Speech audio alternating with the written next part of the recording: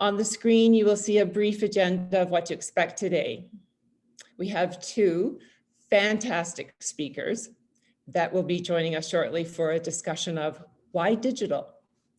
We will then move to breakout rooms to discuss the topics and then come together for a question and answer. Okay, now for why digital. The arts are always evolving, reflecting societal change. As we live in the context of an increasingly digital world, how does this change the arts? And how does it influence the decisions we are all being asked to make? So a little bit of background about how this symposium came to be. We here at the Winspear were intent on bringing experts together to help inform us at the Winspear and the Edmonton Symphony Orchestra as we shaped artistic directions and in a really very concrete bricks and mortar sense as we built a new building. So we have a big hole right now in our parking lot, which is the beginning of the new building going up. We'll be talking a little bit more about this throughout the presentation.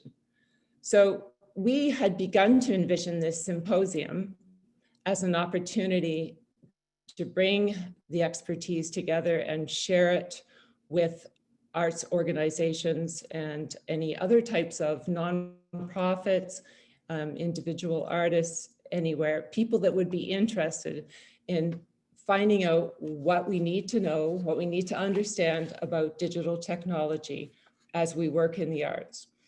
So there will be 8 sessions in total with guest speakers from Alberta, from the UK, and from the US, and we're hoping that you'll join us for as many sessions as possible and become part of a network of colleagues that will become resources for each other. For our kickoff symposium today, we'll be asking some of the big overarching questions and considerations that we all need to keep in mind.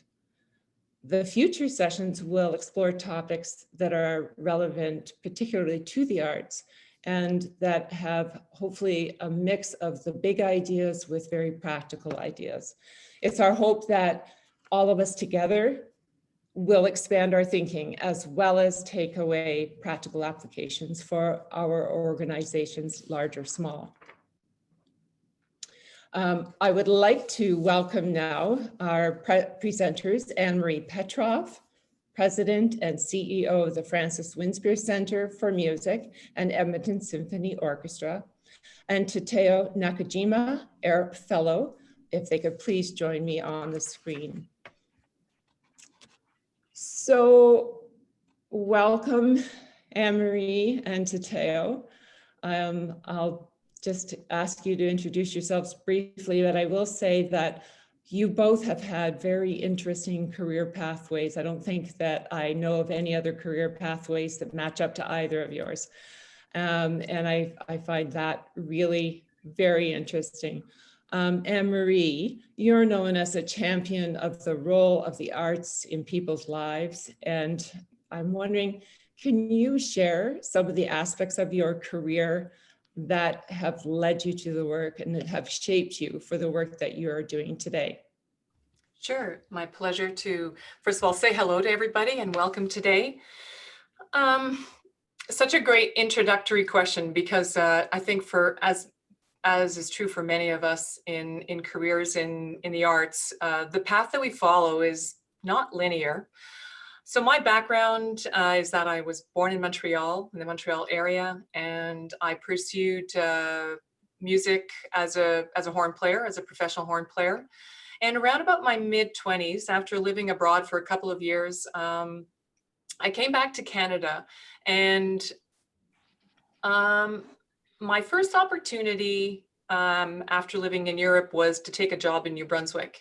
And in New Brunswick, I had an opportunity to explore, I guess, a community environment in St. John, New Brunswick, where we had a semi-professional orchestra. I was hired as general manager, and I also played principal horn in the orchestra. And it was a fantastic job for someone in their mid-20s, because what I was aware of was a yearning desire to connect audiences with music. And a lot of that has to do with my own background.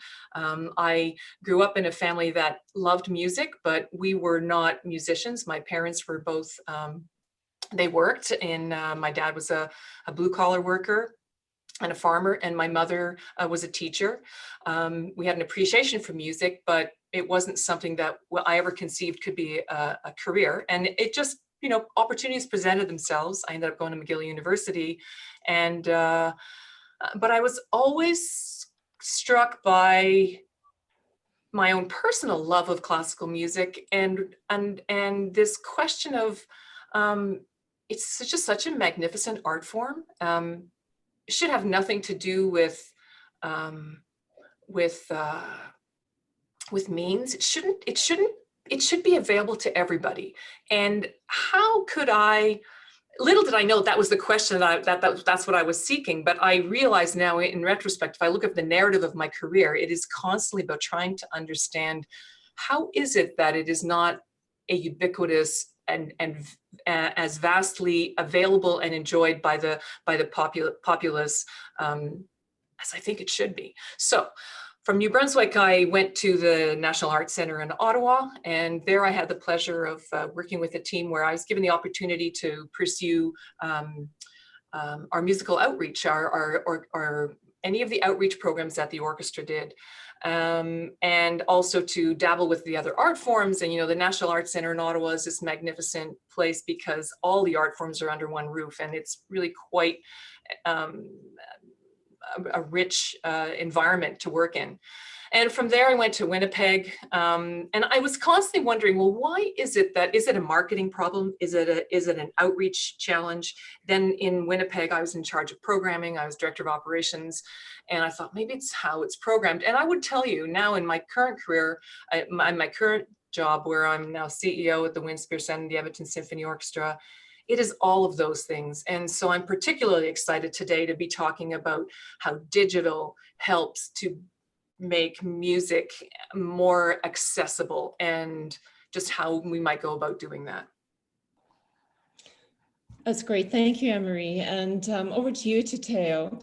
Tateo is joining us from London, England today, where he's living, and he's part of the Arup team. And Tateo, you're building performance halls all over the world.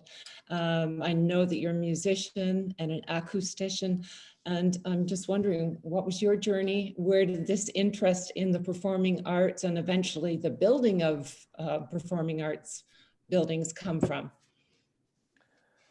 Good morning, everyone. It's a pleasure to be here and to talk to you all today. Well, I'm from Toronto originally, so I'm a Torontonian.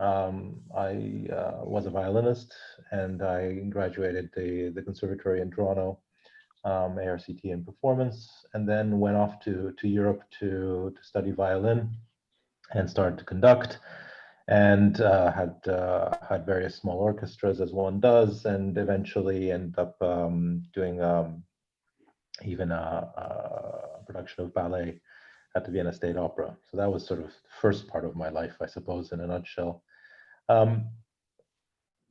And found myself actually running a touring opera company and conducting ballet and symphony in Central Europe, where I lived for a number of years. It was at that time that I actually started to understand working in a large organization, an opera company, and looking at starting to understand really how organizations really work in terms of funding, in terms of the dynamics of empowerment, of agency, of the consequences of societal structures. Obviously, in Canada, we grew up in one sort of world. When I was living in Romania, it was a world in transition, having come from a different type of world, and this is something that's actually been fascinating for me for my entire career. So here I was conducting in Romania and finding that I really wanted a way to move forward in my career. And I reached out to Russell Johnson, who has been responsible actually in his day for shaping the acoustics and theater experience of many of the defining performing arts facilities across Canada in his day, including the Winspear Centre and in Calgary and elsewhere, and asked him if he would take me on, and he said no. And he said no 6 times before I finally managed to convince him. And he brought me into his team, knowing that really I was looking for a way back from Central Europe back to North America, I guess, on one condition, which was that I would stay a certain amount of time, where we agreed on 18 months minimum. And he brought me in later, he told me, because actually in the design of arts facilities, and especially the acoustics, he had come to realize late in his career just how symbiotic the relationship was between what you hear, what the musician intends, what the composer intended, and that actually you can't just judge what you're hearing objectively, because it actually depends on what they wanted it to sound to begin with, and therefore my musician's background would be useful as a violinist and as a conductor. So 2001, I found myself living in New York all of a sudden, learning a completely new profession, as it were, and find myself very fortunate to have been able to work on some major performing arts facilities in my career to date, including New Concert Hall in Montreal, in Wrocław in Poland, in Denmark. I'm working on rooms that are all the way from pop music venues to theaters to concert halls and opera houses. We currently have facilities in Asia, in Australia, in development, which keeps me up all hours of the night. And probably, I would say one of the most fascinating projects I have actually is where you're sitting right now. And I think what fascinates me about the work we're doing in Edmonton really is that it comes from a conviction that our built environment is something that we respond to, we shape, and that really shapes, it reflects, and therefore can shape who we are as people. You know, in Canada, I think the built environment, and the rest of the world as well, and its primary function is to protect, isn't it? It's to create a place of safety from the weather, from other dangerous influences around us. But somewhere in that, there's a magic that happens that allows us to create spaces that actually reflects what we want to be as a group, how do we want to relate to each other, how do we want to speak to each other, how do we want to do that, and do all that. And at that epitome, on the other end of it, is the ability that we now have to actually shape environments for experience, and to actually to say as organizations, this is the built environment we want to have. And this discussion that we're having is a continuation, I think, of discussions that we've been having around this project, and in general around understanding that digital is a built environment, that the built environment we live in is something you shape, and therefore it affects how we hear, how we see, how we feel, and how we relate to each other. So very excited to be here.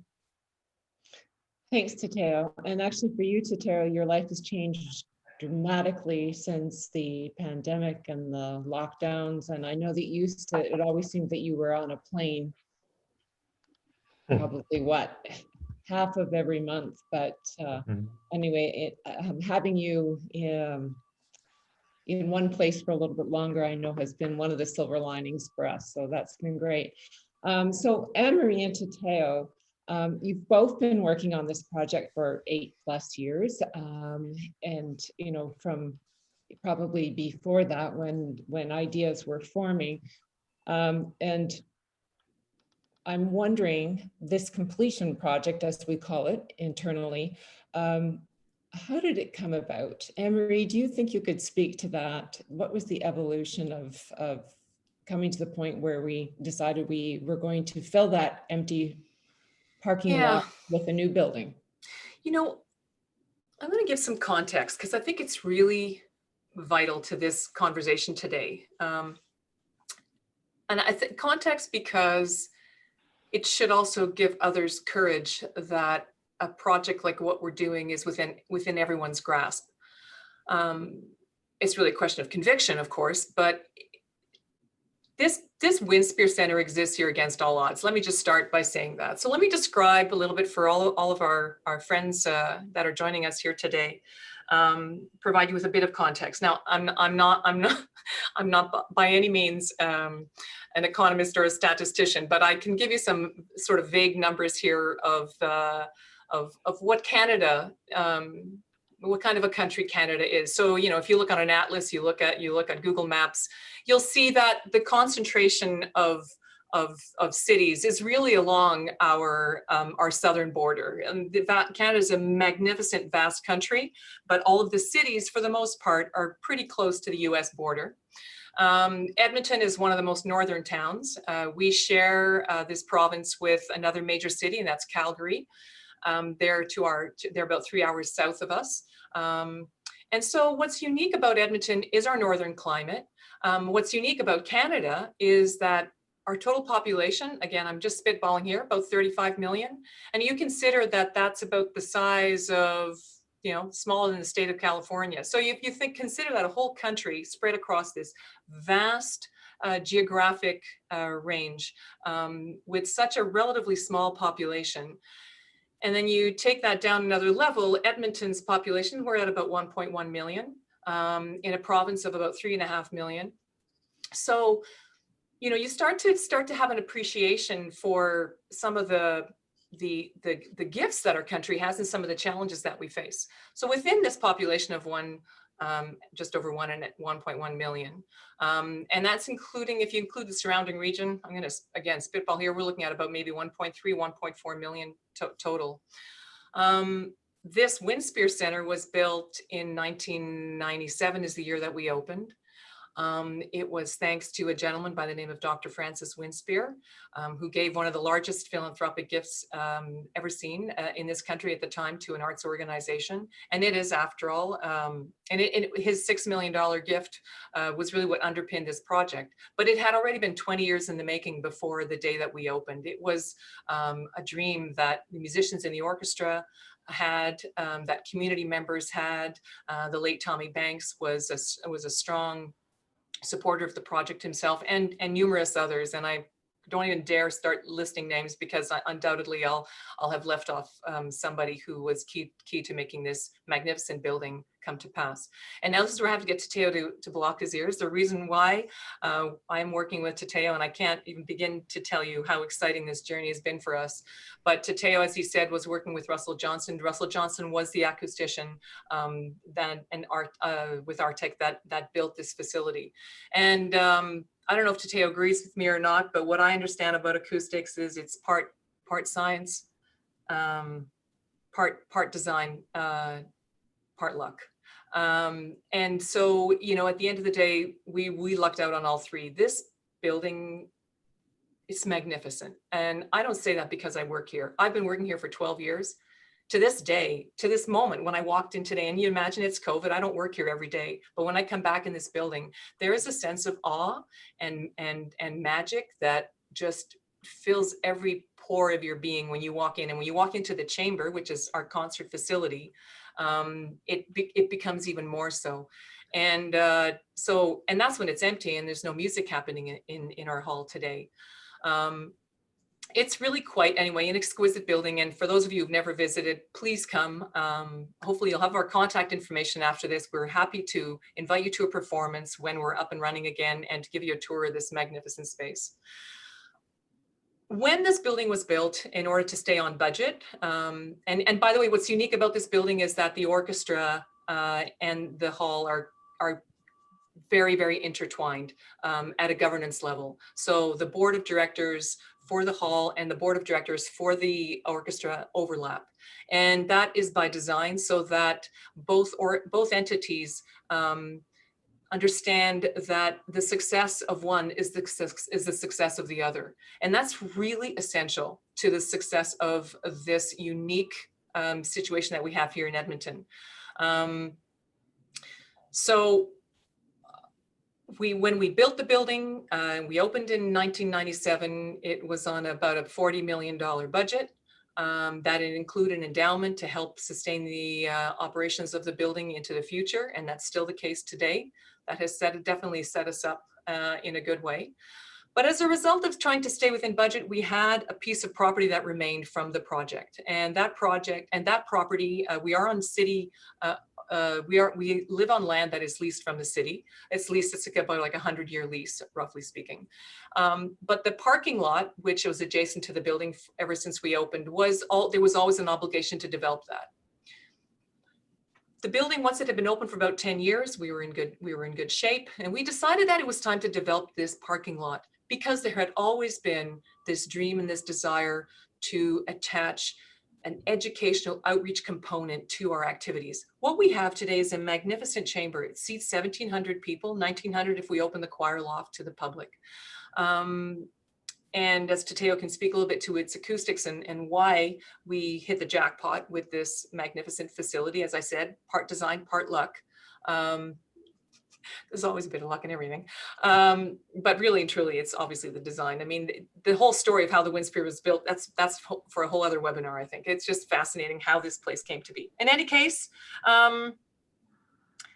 the opportunity to develop that land is where we're at now. And it's been now already about 10 years in the making. And as Alison said, there's a hole there now, and we'll talk some more. But I'll hand it over to Tateo now to talk a little bit about the project and what it is that we're building and the why.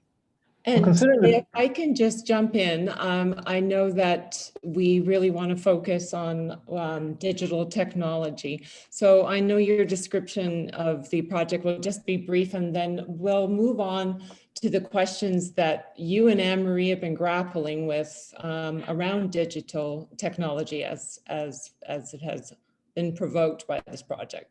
Sure. Thanks, and in fact, I think we can sort of segue into that, Alison, if you like.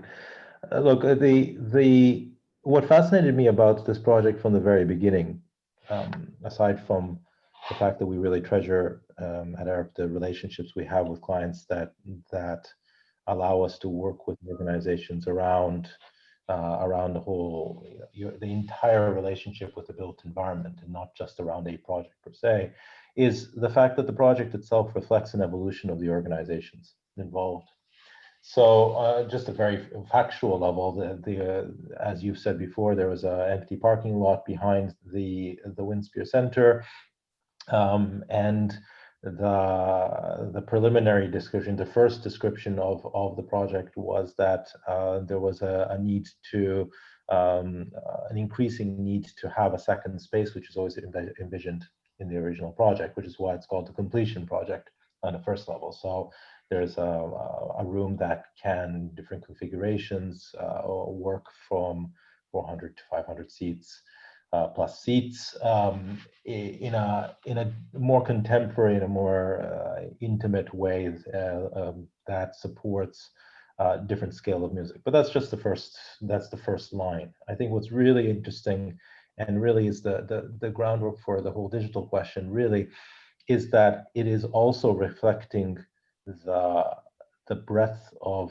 ambition the organization has relative to the definition of what is music, and also what the relationship and relationships are between artists, audiences, creators, and the participants who form the community around that this building should support.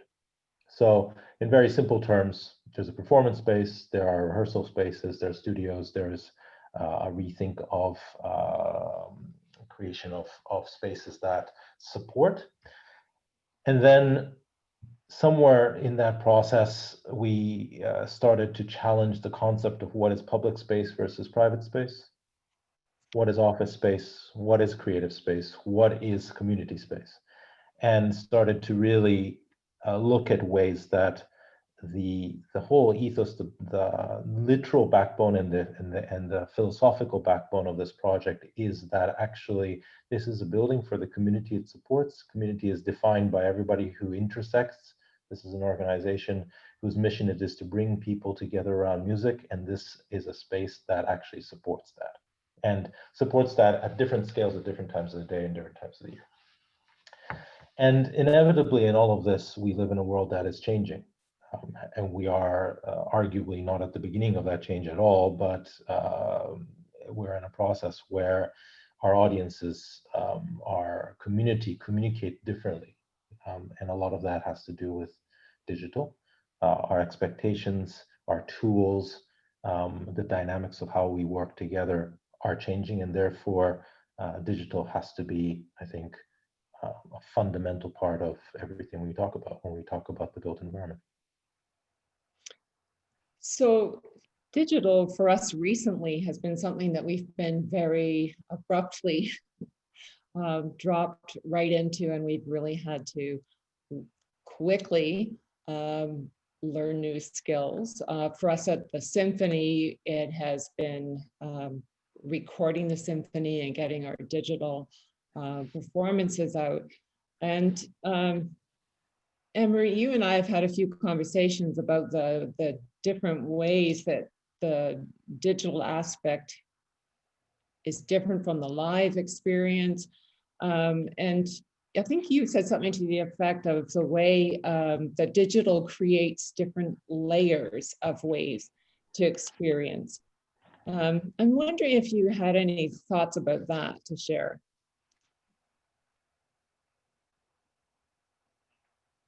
You're talking to me, sorry. Yeah. You said Annemarie, sorry, I missed you saying that.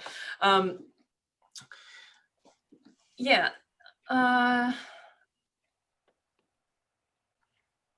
The reason I gave the background about the building is because this is the challenge, right? Is how do we, as human beings, we're so focused on where we live in the built environment. So how do we then parlay that into the digital realm? And that has manifested itself in so many different ways here in the building. So it's how we, I don't know if this is quite answering exactly the way you're asking the question, Alison, but is it a question of how people interface with their ticket purchase, how we balance whether we're having performances live or whether they're digital performances?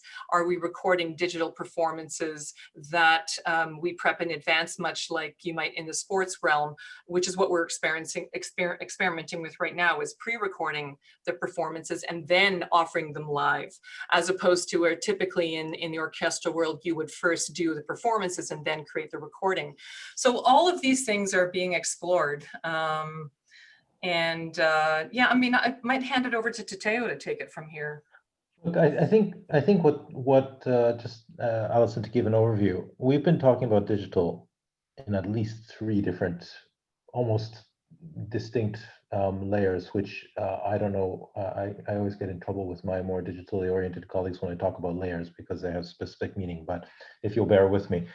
If I start from the non-arts end for a moment, because we're talking about a building, I think that there is a layer of smart buildings today, an environment that senses, that is responsive, reactive, that is therefore by result more efficient, right? So one immediate impact can be that it costs less to run, and costs less to run from an arts organization point of view then also can translate immediately into more effective, which means more flexible, being able to do things more fluidly as your needs change, evolve, as using the same space, as we talked about earlier, for different things might mean that you have to be able to feel that it's a series of smaller spaces or one big space. You might have to be able to deal with different traffic flows, and instead of building doors and corridors to do that, how can you do that using other tools digitally, driving some of those changes through automation sequences, AI, responsive things, or things that you can tune, but there are opportunities there. So there's a whole series of topics about what you can do with your built environment so that it is more efficient and effective, I think. And that's you have to, when you're talking about, I think you have to think about the discussions we've been having about where our expectations of building go. So yes, this past year has been catastrophically, vertiginously changing for all of us, but we've been talking about the fact that are we going to be in a world where everybody has their office and a big desk forever, or are we going towards different types of modes of working for a couple of years now? And we've seen what those working environments might be like, and certainly we've gone through as I said, a very rapid global social experiment in remote working over the last year, which I think is one of the things that certainly impact how we think about what the building is for.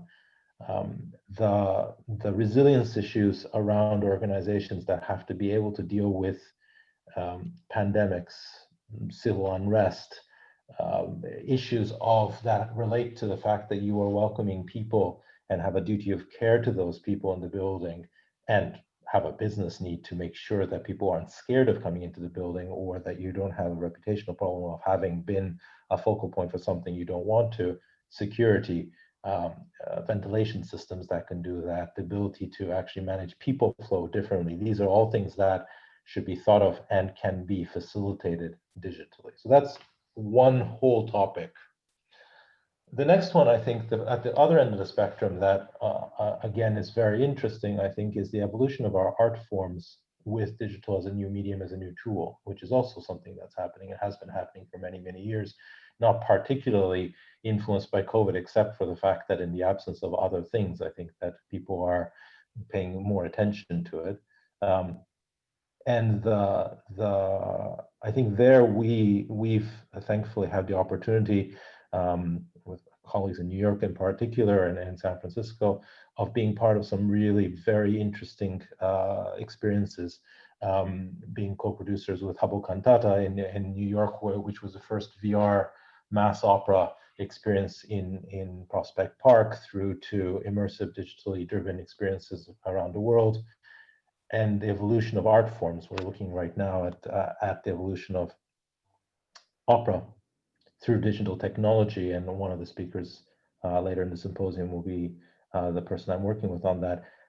But I think it's true that our art forms have always been evolving depending on the tools and instruments and environments that we give our artists. And I think it's absolutely the case that we must be developing our built environment to be able to facilitate and enhance that. So that's another topic of digital. And in the middle in all of that, I think, is the fact that our audiences are changing, right? Their expectations are changing. The way they want to interact with things, the way they are conditioned to interact with content is always changing. And Anne-Marie's heard me say this a lot, is the fact that everybody wants to do something in one way doesn't mean necessarily that we should encourage it. However, that I think I'm certainly on the buggy whip end of believing that live and in person has a value that digital doesn't compromise. And so the key in all of this is, for me, is how do you create a built environment that really prioritizes, gives the flexibility and effectiveness that the organization needs to be resilient and effective, while actually really making everybody believe and continue to believe that in addition to all these digital things that we can do, the live in-person thing is still the really nugget of gold in all of that. We had a question from Carol, and I think you, Tateo, have addressed it in part. She's asked, has the current COVID experience changed or informed how you are designing and building the completion building? And, I would add to that for Annemarie and Tateo, what are the questions that have been provoked with the completion project, with regards to digital technology? Should I start, Anne-Marie? Sure. Yeah, go for it. So I'll refer to the conversations we've been having worldwide with clients all over the world. it's still messy, I'd say, and not anywhere near any conclusions, but I'm happy to share some of the thoughts that we've been having. I think you have to, and we certainly have been taking a deep breath, because fundamentally this particular crisis that we're in puts into question the whole concept of bringing people together in a confined space to actually listen to something or watch something together. It's rather earth-shattering in that fundamental sense. On a technical basis, I think there are specific things we've been looking at from the point of view of the air handling systems to make sure that you can change, in particular, the percentage of fresh air that comes into a building, and not just recycled air. That's very important. But most modern quiet air handling systems should be able to do that. So that's one aspect of it. We've been fascinated by the way we can use digital technology to model people flow in buildings, so that we can be looking at designing circulation paths, not to a minimum, but to make sure that we can have multiple options. And this is particularly true for larger seat count spaces, but generally speaking, some countries have been looking at a staged circulation as a way to increase the number of people that you can get into a place safely, because actually the seating is one thing, but actually getting people to the seat is another aspect of safety. So the way that you can actually move people around the building is something that we are certainly looking at very carefully. I think as we look at new venues we're designing right now, there is no question in my mind that we should be accelerating a convergence that we've had about the concept that we are creating spaces that enable artists and organizations to present experiences on multiple platforms simultaneously and smoothly. That is to say that live should not be compromised by broadcast. We should be looking for ways that every space is a broadcast space, is a recording space, is a creative space that might be for audiences or not for audiences at any given time, that the artist experience is equally interesting, if not the same, and that the ability to move between those capacities and those different ways of using that we might have to revert to at times of stress, whether it's a pandemic or civil disobedience or whatever it might be, civil disruption, are possible, and some of those things are informing the design, I think, today in increasingly important ways. Yeah, and I'm going to add to that. Thanks for that, Tateo. That I guess if I could comment on what Tateo's talking about, some of the challenges that we're really right in the thick of it, as I think most organizations are. What's the balance of digital versus the live experience? The cost of a digital experience is by no means cheaper. It only becomes cheaper if we have a wider distribution potential for it. But the creation of the digital experience, the capital required to put it in place, and then if depending on what it is that you're broadcasting or what you're transmitting, the quality of the work that you're wanting to share. And I think there's many things to consider within that.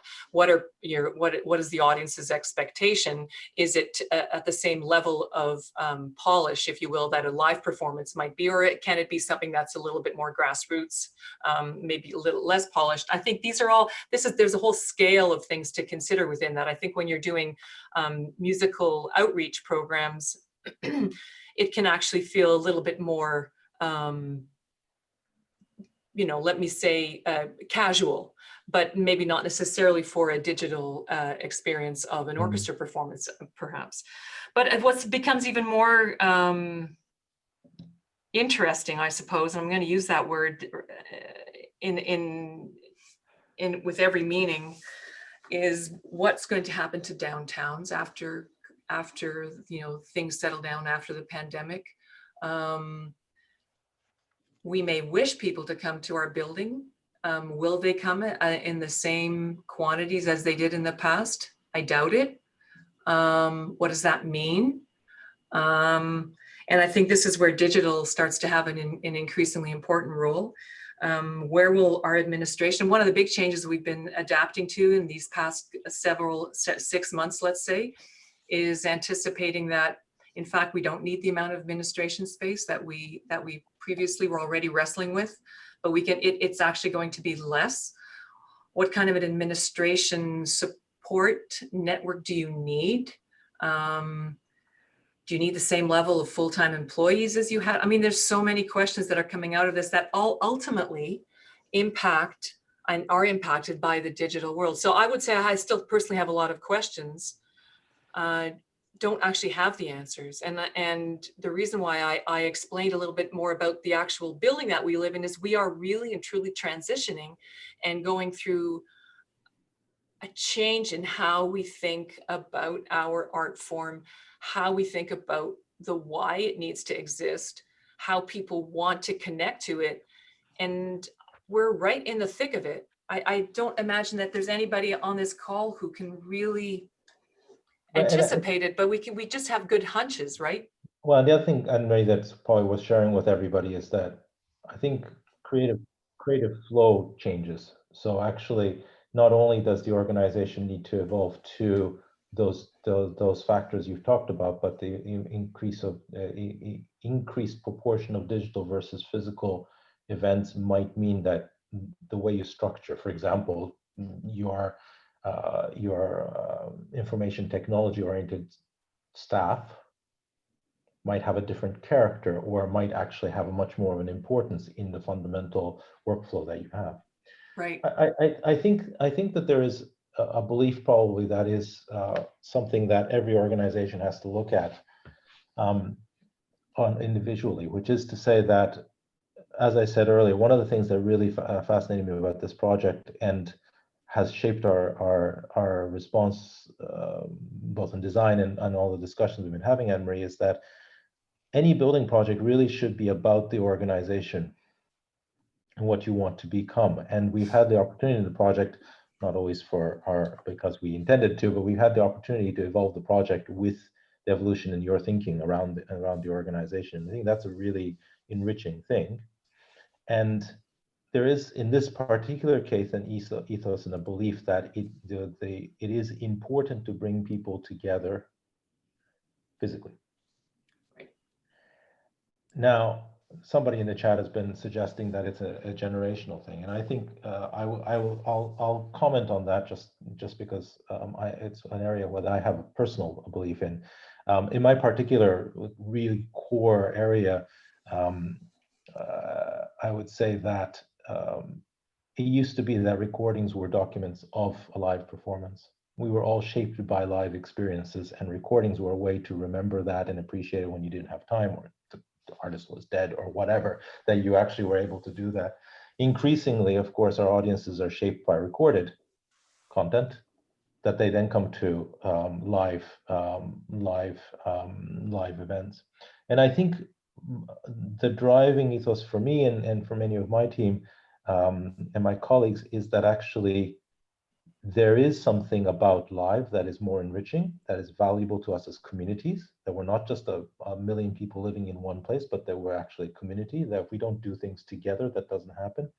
And in that sense, I think that it's up to us to make it worth it for younger people to actually participate live.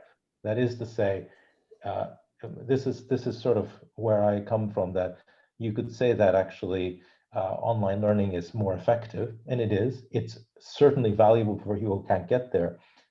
But if what we want to do has value, then we should be encouraging, shaping, bringing people to do the best version of what we have to offer. And at least this is why I say, for me, as much as we spend a lot of time very enthusiastically looking at the ways that digital can enhance what we do and can bring it to market, I think the sense is that live is more important. And it shouldn't be a balance. What I've been challenging Annemarie with is that there's probably a future in which the proportion of that interaction changes, the breadth of that interaction changes, but not necessarily the importance of it.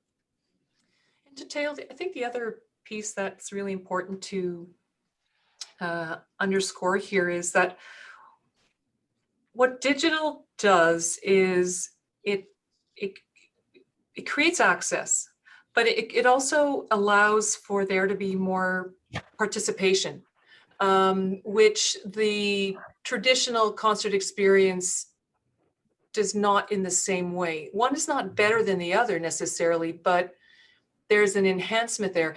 What's been interesting for us in some of the recordings we've been doing and now offering online some of the performances is we were fortunate, I suppose, that we were able to, for a small period of time, still have small audiences in our building. And I'm saying small. We had about 100 people in a hall that seats 1,700, and that was the maximum number of people that we were allowed to have in with social distancing and all.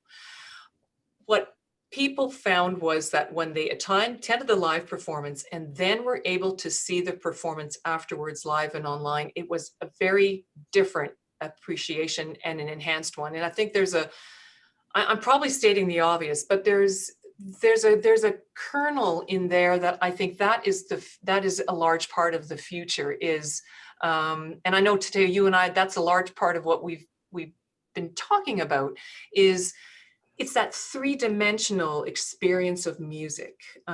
Whether or not you play an instrument, and in my dream world, everybody would have access to being able to play an instrument. I think that's critical to our development as human beings. And so how does the digital format enhance that? And I think that's a large part of what we've been exploring in many different ways. And it's where I think the building and the digital component really kind of lock gears is, are we creating the spaces, to your point, that are where anything can happen and that future generations, our successors, can continue to evolve in the way that humanity will evolve going forward, and have greater access to the creation and the making and the understanding, looking under the hood of how music is made and why it needs to happen. So I'm going to jump in here because I'm seeing that we're getting some great questions and commentary in chat. And we are also going to take a little bit of time now to go into breakout rooms so that everybody has a chance to say hello to some people and ask a few questions of each other. It'll give Tateo and Annemarie and I a chance to look at more closely at some of the questions that are in chat. So Zoom is going to automatically divide you into your breakout rooms with about 3 to 4 people per room. And in a moment, you're going to see a box appear asking you to move to the breakout room. Please accept it. Once you're in your breakout rooms, turn on your camera and mics and introduce yourselves. You'll have about 7 to 8 minutes to chat. When time runs out, you'll be sent back into the main room. So don't worry, you'll get a warning about a minute ahead. We encourage you to find out where the people you're talking to are from, what they're doing, where digital technology is for them, what questions they have. And then when we come back, Tateo and Annemarie will take any questions that you have. And before we're finished today, I'm going to ask Annemarie and Tateo to share one practical digital thing or tip. So that'll be before we wrap up. So we're going to our breakout rooms now, and we'll see everybody in about 7 minutes. Okay, see you shortly. Okay, well, welcome back. I hope that you had some great conversations and shared a few thoughts and met some new interesting people. We do have time for questions right now, so anything that you would like Annemarie or Tateo to address. We had a question from Julian Main. Are you able to change the design of the Winspear to accommodate this new criteria, or are you past that point? So we'll get an answer for that and wrap that and then move on. We have Annemarie Switzer from the musical creativity team here at the Winspear, who will pop up and get the rest of the questions out there for us. So, to question, Annemarie or Tateo, that was the question about being able to change the design of the Winspear. So, Julian, great question, and certainly top of mind for all of us. Interestingly, I think the only things we really need to change at this point, so the short answer is yes, we can adapt. And I would say I've come full circle on this one, because at the end of the day, music makes sound, obviously. And so you do want to have compartmentalization. So, and in that sense, you know, we're still going to want to have closed spaces. And so that won't change. And so then it's a question of how many people we have in that space. And I think that's all just a relative question. So if we have to have people spaced more safely, obviously we just have to reduce the number of people that come into the main chamber. But in terms of the new build, we'll still have groups meeting there. I think we're looking at things like, you know, should we have brass? What are the surfaces? Those kinds of changes we can absolutely still make. You know, how easy is it to clean and keep the building disinfected? You know, maybe there are no door handles, you know, making sure the bathrooms don't have handles on doors. I mean, there's all kinds of things that we can look at. So Tateo, over to you. I'm sure you're actually in the thick of doing this in other organizations where they're actually, you know, beyond the design stage and or not. Yeah, no, look, I think there are, we're not at the stage where we can't change things, and I think that's right. I think we have looked at how much flexibility there would be in being able to deal with numbers of people. We have looked at making sure the mechanical system can do those things. We had already been looking at a smart building environment and making sure that future broadcast needs, etc., would be accommodated in the building. So I feel like the building is in a decent place actually already from that point of view. I think the capacity of the room is an interesting question, but certainly for the new room, we're looking at systems that we should be able to actually do lower capacity and still feel like it was intended for that, which is not so much of an option in the existing room, of course. But otherwise, I think we're still in good time to be able to think about those things. So I'm going to pass it over to Annemarie Switzer. You've been monitoring some of the questions. So again, welcome, Annemarie Switzer. Thank you. There's great conversation happening in the chat today. I'm going to use, Darcy has a question about how we're bridging the expectations of our older and younger audience. So thinking about a few things, the comfort level, familiarity with online digital technology, providing educational bits to bring new fans on board while not boring patrons who already are very familiar and comfortable with the art form. How do we reach everyone?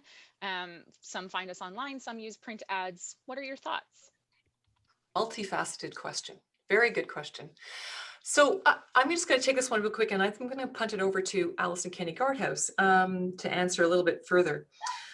One fundamental we know about music is that it's actually having an instrument in your hand, singing, actively participating in the making of music is what builds a lover of music. And so I'm going to hand it over to Alison, because Alison is our VP of Music and Engagement, and she can speak to this really well about some practical approaches that we take in part of our philosophy. Well, actually, thanks, Annemarie. From our perspective, we are working with from the very young to actually very old. We have programs that are focused for instance, our Music Box Babies, which is for babies, toddlers, and the usual way we have done this is the children and their caregivers are at the Winspear, and they're being led by one of our fabulous instructors, singing, moving, and really truly bonding together, child to the adult, and from the adult perspective, bonding with the other adults in the room. So it's a really beautiful experience and had been going swimmingly well. And then when COVID hit, we really were faced with the question of, we know these types of interactions, you know, the physiological responses, the sound of the live voice, the singing voice, those things are best experienced live. Do we go to digital? How do we do it? So we have kind of tiptoed in with some Zoom classes for the very young, for the 0 to 12 months, because those parents were the ones that were the least comfortable with bringing their child out. And those classes are shorter.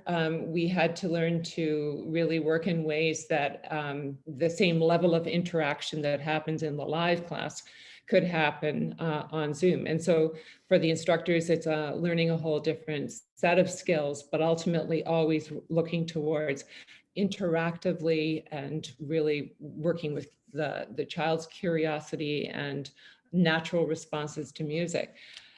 For the older end of our population, or actually middle right through, we started this year as a response to the pandemic, music appreciation online.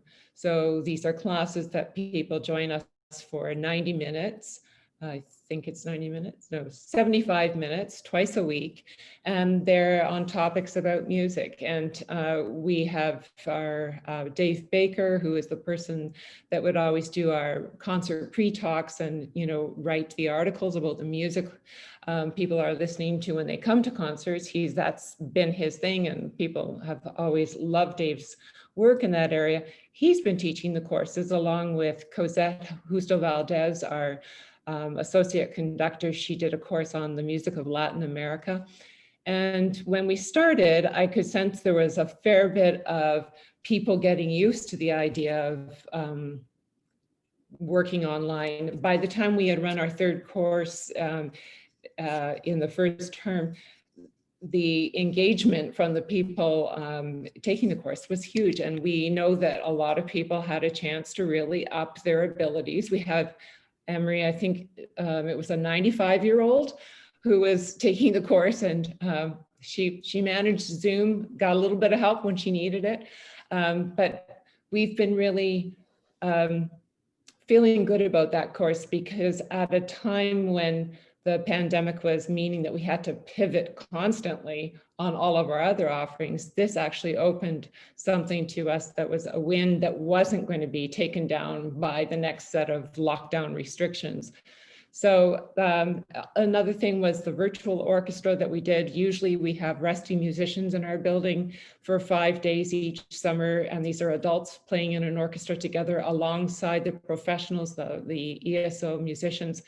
And they're the happiest people for 5 days, that you see them smiling and having a fabulous time. So from going from that fabulous live experience, what did we do when we couldn't do it this year? And we did come up with an alternative. We had about 60 people all together playing a night on Bald Mountain. And that meant that the musicians laid down the tracks, and they sent them out to the participants. Participants practiced, sent in their tracks, put it all together virtually, and it turned out pretty well. Was it as wonderful as being together for those 5 days during the summer? It's not the same things, apple and oranges, but I think that that it was a worthwhile experience. So those are a few things that we're doing. And Alison, just in closing on that topic, I think it's safe to say it would be interesting to see in 6 months from now or in a year from now how much we've taken from this time and now brought it into that live experience, and how we're enhancing that. I think, and that's ultimately really the big learning that I think we're all having through COVID.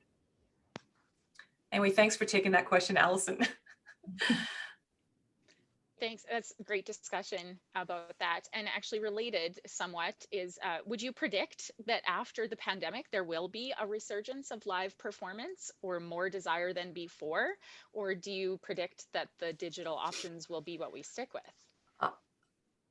Tateo, I'll just answer this one real quick, and then you should give your experience. But what all the predictors are, it will be a tsunami of demand, but then it will wane again. There will be that initial desire, but whether or not people will really feel safe coming inside and coming indoors, I think we'll have to wait and see. I think it really comes down to trust. So I think the desire is definitely there. I don't know, as much as at the beginning of this period, there were people who felt that actually there's so much content online, and they had it set up, and now you can get HD sound streaming and all of this, so that actually it's good very, very quickly. I think what I'm hearing worldwide is a frustration at the lack of human contact, right? And that certainly translates to consumption and appreciation and participation in artistic activities, cultural activities generally. So I would predict, as you say, that it will grow. Another thing that I think is quite interesting in all of that, though, is that I don't know about anybody else, but I feel like we know our neighborhoods better than we used to. And so I think the appreciation for micro communities, micro neighborhoods will go up, and that may actually stretch to smaller community centers, comedy clubs, other things that you can do in your neighborhood and feel connected with people that you can connect to better. And the other part of that, I think, is that those organizations that offer sophisticated content online, they're hard to compete with if you're just starting out, because the sophistication is there. So I do think that diversity and differentiation is going to become more important, that while there will be, once things start to wane again, I think the hardest hit will be those who are doing effectively, I was going to say, big center, local or regionally, regional versions of things you could either find from a national or international organization online, but aren't really local. Yeah. That sense of belonging, and so whether people trust and want to come to your particular offering or community, or that is it will have to do with whether you're taking their health and safety seriously, but also whether they trust that they believe that they belong. So this sense of adherence to your brand, to what you're offering, is really going to be something that becomes important. And I'm just seeing a question from Sherry. I'll just tag on to that. I think that the quality of the live experience is going to become more and more important. There's an intensity, there is something immersive about it that you want to offer. And so as a general trend, I would probably say, yes, I think there will be more things online, a greater proportion of things online, and a premium for things that you are doing more intensely live. And that might be a clue to newer economic models, because I think the problem right now is nobody's really cracked the economic model of digital, right? It's something that we increasingly we're going to have to do because everybody does, and it reaches other people as part of your mission, but actually it's not a moneymaker. No, generally speaking, it's a cost. Yeah. And so how does that actually fit into all of that? It'll require change organizationally and to our models. Yeah, and I see Richard Hornsby, that was his question. Biggest question for me now is the economic model or the digital digital delivery. So yeah, no, I think the economic model for the digital delivery is one part of it. I personally am concerned looking around the world is actually that the stresses on the global community, the way we deal with everything from the way we deal with freelancers to the mission that individual organizations have written for themselves, the collective agreements that we have, all of these are potentially need to be rethought to be effective for the flexibility or the redefinition of organizations around what content is, what your community is, what your purpose is, and therefore why it makes economic sense. Yeah, so interesting, all of it. I think that economically, can't sugarcoat it. I think we're in for some interesting times ahead. All the performing arts are. But it makes me think that now more than ever, endowments are key to arts organizations and their ability to survive, because I don't know that we'll ever quite have the demand and be able to pay or make a commercial success, if you will, out of our digital offerings. I think it's more of an enhancement.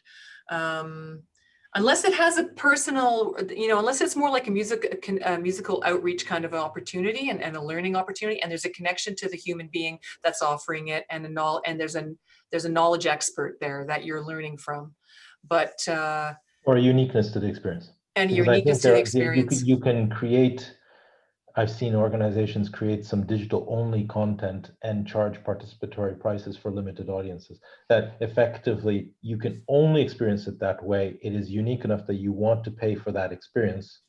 That can work, but that doesn't mean that it's mass necessarily. Yeah. It's The question that, I often have too, and how are we doing for time? I don't know, but it matters to our generation. It matters to our world today. I do sometimes wonder whether future generations, whether large swaths of the population will be able to tell the difference between what a human being has created and what's been created by AI. And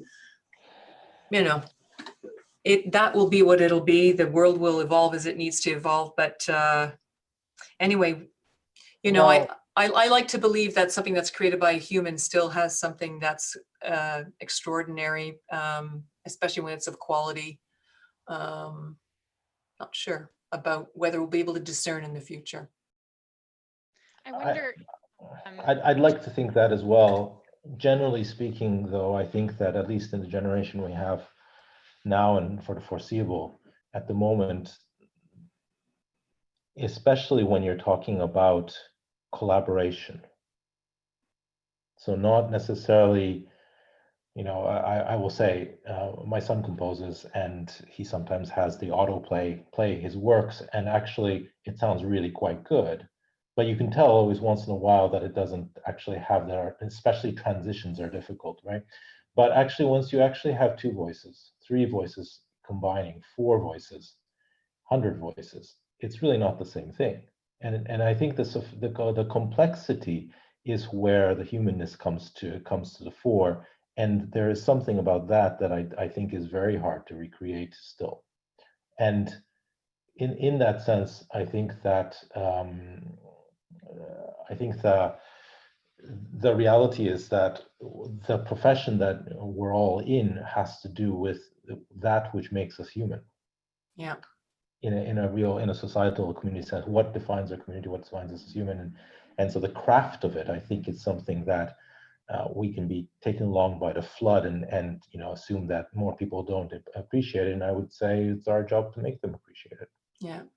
Well, it's kind of like the difference between listening to an LP and listening to, a digital. I mean, there are flavors and nuances within it, which I think are very easy for us to discern. Anyway, it's a whole other topic for another day. And I won't see it in my lifetime necessarily, but, and nor will maybe many of us here, but it is an yeah. interesting, and it relates back to digital, because as I said, I design rooms, and today we're hired by clients to design rooms with a personality. We're not designed to meet some neutrality, if you like. So it's like, Yeah. You hire me to design a violin, just as an allegory. It's not just that it can hold a tune, but actually that it has a character of sound, and that we can actually try to develop a room that has a personality that fits what would make sense for you. And in that sense, then the question is, the recording should also reflect that experience that we are creating. Right. The digital experience should do the same thing. And by the time you've done that, it's not something that's created. It's a sophisticated, complex outcome that has had many hands working on it. And that sophistication, obviously, we'll try to increasingly be able to deliver that sophistication as well. Yeah. But So well said. that's the key to it, I think, is that we're not doing simplistic things. We're doing fairly complicated things. Absolutely. And I think just in this light, and just to close it off, what's fascinating is that even when we do digital versions of a concert performance, we have to think about it as it may look the same, but it's not the same. And we have to think about it as a very different experience for the consumer versus the live performance, even though it looks the same. And this has been so interesting to explore during COVID, because we as an organization did actually not record our performances digitally, in video, and we deliberately were laggards in this area so that we could observe and understand very clearly why we would do it. Yes, we need to connect with our audience, bar none. That's a key. But also why, and how could we take best advantage of this opportunity and this ability to focus on something different. Anyway, it's a whole other thing, but it's kind of related to what you're saying, Tateo, which is it's not simply about putting a camera in the hall and then simply broadcasting that. It's about creating a very different experience, even though it's digital. Can I just say that there's an interesting side conversation going on that I just want to reflect on as well. I was part of a very interesting conversation recently in which there was a reflection on some of the broader impacts on travel, on actually festivals and organizations that have hitherto spent money and time bringing people from far-flung places to actually to perform in specific places. And one of the thoughts that came out of that discussion, I'll reflect here, which is that really collaboration is key. We have allowed ourselves generally to become an industry that's about competition. We're competing for the same dollars, we're competing for the same audiences, but actually the richness we're talking about comes through collaboration. So while I recognize that it again touches on our economic and our business model and our identity and so on, actually the most interesting things we do come out of collaboration, not competition. Yeah, so true. And digitally, it's worse than it was before, because I can now go online. I want to hear I want to listen to Dvorak 7. I can do it anytime I want, and I can listen to most of the orchestras I want to listen to online, dead or alive. So in order for me to actually tune into you, I need to have a reason. Yeah, 100%. And I think that's when it has to be interesting. It has to be something you otherwise can't get. So I'm going to break in there and ask right now if Annemarie and Tateo can give us their one little practical digital technology tip or advice. Check that you're not muted. Check that you're not muted. Annemarie. I'm going to say be grounded in why. And ask yourself that question, not once, not twice, 3 times. Be really clear about the why. And then I think the outcomes will be the right ones. Thank you, all of you in the audience today, for joining us. I might do a serious answer, Alison, not the jokey one. I will put into for some of my colleagues at Arup have of course been thinking about how what we think about when we talk about going back to returning to venues and some tips and so on. It's a collection of some of the thoughts that we've been having. I just put it into the chat window. If it's of value to people, great. Then that's great. Thank you, Tateo. So thank you all in the audience today, and we do appreciate that so many of you have taken your time to be with us today. These times more than ever call for us to come together and to share our best thoughts and to inspire one another. I do believe that we are our best when we work together. Tateo and Annemarie, thank you both for helping us think big thoughts and ask hard questions. It has truly been enjoyable and inspiring. I'd like to just invite everybody to join us next Wednesday for the session on using digital as a tool in storytelling. That will be presented by Gretchen Koss, and she's the Senior Vice President of Strategic Partnerships, Gallagher and Associates. Her work is seen across North America in the museums, galleries, interpretive centers. I know that you will enjoy her work. just to close with a reminder that registration is free. However, we do ask you to, again, consider making a donation. We certainly appreciate that. When you log out, you will be receiving an evaluation survey link, and I believe that the link was also posted in the chat. So we look forward to your feedback so that we can continue to meet your needs through the next couple of weeks of sessions for the evolution of the arts in a digital world. Stay safe, and we look forward to welcoming you again next week. Thanks.